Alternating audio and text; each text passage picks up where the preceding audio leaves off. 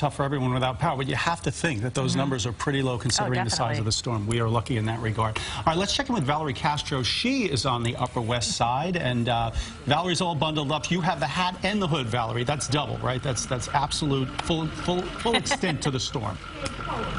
That's right. Hi, Dick and Cindy. We're here at 72nd and Broadway. You can see the snow is still coming down, and there are actually quite a few people out and about. I want you to meet Chuck. Chuck actually lives on 68th, and his wife Barbara she's hiding somewhere. She doesn't want to be on TV. But Chuck, tell me what you're doing out and about right now. Well, we have food at home, but we thought we'd come out and see if there are any restaurants open, and there is one on 71st and Broadway.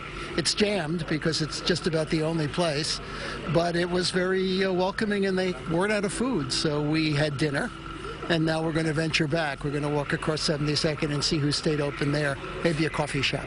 A hot cup of coffee sounds really good right about now, right? And tell me about your grandkids. You said they're down in Chelsea, right? They live on 27th Street near 8th Avenue in Chelsea, and would have loved to come up and play in the park, but we weren't sure there'd be subway service, and I don't think they wanted to walk back from 68th to 27th, so they didn't come. Tomorrow. What do you think of all the snow? And, you know, there's virtually not many cars on the street. It's great. And then, you know, New Yorkers are great in this kind of stuff and actually manage to enjoy it. What amazes me is that some of the places are open, and most of the people who work there seem to come from the outer boroughs, so they are very brave to even come and work.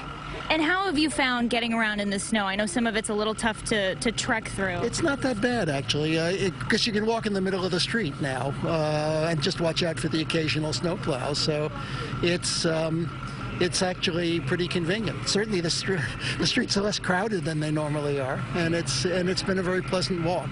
What do you make of the storm? It's been so mild this winter. Big surprise, except, of course, there was a lot of warning that it was coming. And my wife... Barbara, come say hello. Come say hello. Barbara's got her umbrellas to block out the snow and the wind, right? To be on television? Yeah, I don't do television. No, just tell me what you think of the storm. She's hiding.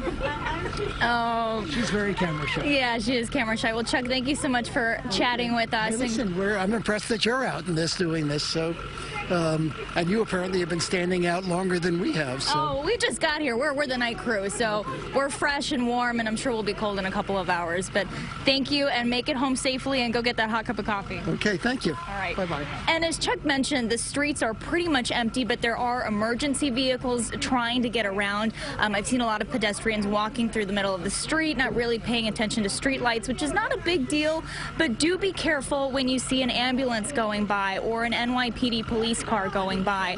Some of them do have to get to real emergencies, and there are people just wandering around the streets. You can see there's an ambulance right here. They've been pulled over. I believe they're on standby waiting to see if there's an emergency that they might have to respond to. So even though the streets are empty, there are no cars, do be mindful of where you're walking. All right. Well, I think we lost her. That's okay.